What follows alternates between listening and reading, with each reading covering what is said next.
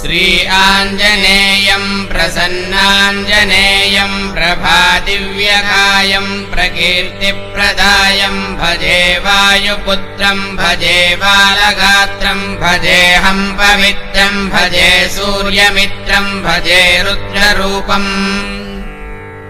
भजे ब्रह्मतेजं वटञ्चन् प्रभातम्बुसायन्द्रमुन् నీ నామ సంకీర్తనల్ చేసి నీ రూపు వర్ణించి నీ మీదనే దండకం ఒక్కటించేయనూహించి నీ మూర్తి నిన్గాంచి నీ సుందరం పెంచి నీ దాసదాసుండనై శ్రీరామ భక్తుండనై నిన్నునే గొల్చెదన్